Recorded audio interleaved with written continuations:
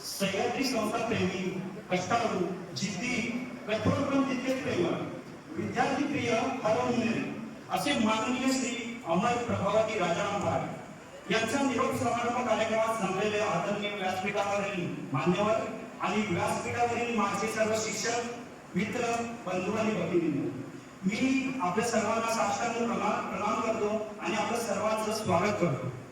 कोल्हापूर जिल्ह्यातील गारगोटी नावाच्या एका गावातून येऊन कोकणात आपल्या शिक्षक होण्याचं स्वप्न त्यांनी साकार केलं होते आपले भाट सर. माझ्या वडिलांचा प्रवास या ठिकाणी येऊन फार कठीण होता. खांडोत्री, खलवते, सावर्डे, सती, कणबसते तसेच आपण उपस्थित आता ज्या शाळेत आहोत त्या शाळेचे मुख्याध्यापक होण्याचा त्यांना एक मान मिळाला, बहुमान मिळाला. सुरुवात त्यांनी केली होती सहाय्यक शिक्षक, पर्यवेक्षक, उपमुख्याध्यापक आणि आता ते ज्या पदावरती आहेत ते मुख्याध्यापक पद. त्यांना या कामाचा बहुमान मिळाला याचा मला अभिमान आहे. BA, MA, MA आणि ज्यांचा इंग्रजी हा मुख्य शिक्षक होता. तसंच बऱ्याच शिक्षकांनी उल्लेख केला की इंग्रजी सोबतच त्यांनी क्रीडा या खेळामध्ये सुद्धा त्यांनी प्रावीण्य निपुण पद्धतीने प्राप्त केलं होतं आणि विद्यार्थ्यांना एक गुणवत्तेपर्यंत पोहोचवण्याचं काम त्यांनी केलं होतं. खो खो, जुडो या खेळांसोबतच त्यांनी झांज पदकाचं पदक देखील सती देखील बाकी विद्यालयांमध्ये देखील त्यांनी बसवलं होतं. तसेच जुडो हा जो क्रीडा प्रकार आहे त्याच्यामध्ये स्वतः त्यांचं मार्गदर्शन मलाही लाभलेलं आहे. जिल्हा, विभाग आणि राज्यस्तरावरती त्यांनी मला खेळण्याचा एक बहुमान मिळवून दिला. याच्याबद्दल मी त्यांचा ऋणी आहे. त्यांची आठवण सांगायची होती मला की एक प्रसंग आहे चतुरंग गोडबोले पुरस्काराचा. तो प्रसंग माझ्या मॅडम ज्या मला शिकवायला होत्या आणि वर्ग शिक्षिका पण होत्या जाधव मॅडम. आणि त्यावेळी असा प्रसंग झाला होता की त्याची मुलाखत झाली होती आणि त्या पुरस्कारासाठी मी खूप प्रयत्न केले होते. 5वी पासून सर्टिफिकेट जमवले. तो माझा सर्व जो काळ होता तो पप्पांनी पाहिला होता आणि तो चतुरंगाचा रिझल्ट आला. सकाळी आम्ही विद्यालयामध्ये गेलो होतो आणि माईकडून अनाउन्स झालं आणि तो पुरस्कार अनफॉर्च्युनेटली मला मिळाला नव्हता. मी इतका रडलो होतो त्यावेळी आणि अगदी शाळा सोडून मी एसटीमध्ये बसून माझ्या घरी गेलो होतो. पप्पा शाळा पूर्ण करून आले. मी रडताना त्यांनी पाहिलं आणि त्यांचे अश्रू अनावर झाले. त्यांनी मला मिठीत घेतलं. मला वाटतं की इथे जे आहेत उपस्थित पुरुष, मुलं, त्यांच्या वडिलांमध्ये आणि मुलांमध्ये मिठी मारण्याचा प्रसंग फार कमी वेळा येतो.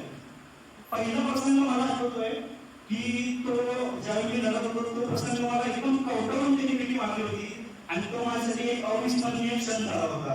हा एक प्रसंग मला आठवला त्यामुळे मी तुम्हाला शेअर केला. आज खऱ्या अर्थाने मला पप्पांसोबत माझ्या मम्मीचंही आभार मानायचे आहेत. कारण प्रत्येक यशस्वी पुरुषामागे एका स्त्रीचा हात असतो. हे जसं आपण सगळीकडे ऐकतो तसंच माझ्या मम्मीच्या बाबतीतही राहत होता. तिने घरामध्ये सगळं सांभाळलं त्यामुळे आमचे पप्पा पूर्ण वेळ शाळेसाठी देऊ शकत लागले. आणि असं बऱ्याच घरामध्ये असतं की आपले पुरुष जे असतात ते घरासाठी जास्त वेळ देऊ शकत नाही. तसंच आमच्या घरात देखील व्हायचं. पूर्ण वेळ पप्पा शाळेसाठी द्यायचे. नागरी जास्त फिरणं व्हायचं आमचं, पण पूर्ण शाळेसाठी 100% देण्याचं काम आमच्या पप्पांनी केलं होतं. त्यामुळे मी खऱ्या अर्थाने आज म्हणता येईल की पप्पांसोबतच माझ्या मम्मीची पण रिटायरमेंट होत आहे. पुढील शब्द मी माझ्या कवितेमार्फत व्यक्त करेन. माझे बाबा एक शिक्षक, ज्ञानाचा दीप हातात घेऊन अंधारात वाट दाखवणारे, स्वतःच्या कष्टांची पर्वा न करता इतरांचे भविष्य घडवणारे, फळ्याकडूच्या त्या जगात तुम्ही आयुष्य रंगवलं, शब्दांच्या छोट्या बीजांतून स्वप्नांचं झाड उगवलं. शिस्तीचा धडा कठोर होता पण त्यात प्रेम होतं लपलेलं. रागात ही तुमचं महत्व नेहमीच पूर्ण आलं. कधी कौतुक, कधी समज, कधी प्रेमाला राग दाखवला. एका शिक्षकाच्या रूपात तुम्ही आम्हाला देव भेटवला. आज निवृत्तीचा दिवस थोडा मनाला भावतो कारण युग संपल्यासारखं आणि नवीन प्रवास सुरू होतो. पप्पा, तुम्ही आमचा अभिमान, आमचं बळ, आमचं स्वप्न आहात. तुमच्या त्यागाचं मोल नाही, तुम्हीच आपलं सर्वस्व आहात.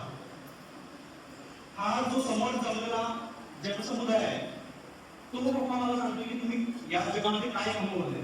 शेवटी म्हणे शिक्षक म्हणून जिंकलात, माणूस म्हणून जिंकलात. पप्पा, तुमच्या या प्रवासाला शतशः प्रणाम करतो, शतशः प्रणाम करतो. आपण सर्व मोठ्या संख्येने माझ्या वडिलांना शुभेच्छा देण्यासाठी इथे आलात. मी आपल्या सर्वांचा आभार मानतो आणि धन्यवाद देतो. आणि मला शेवटी एवढंच म्हणायचंय की पप्पा, मला सारा अभिमान आहे, मी तुमचा मुलगा आहे. जय हिंद, जय सह्याद्री. धन्यवाद.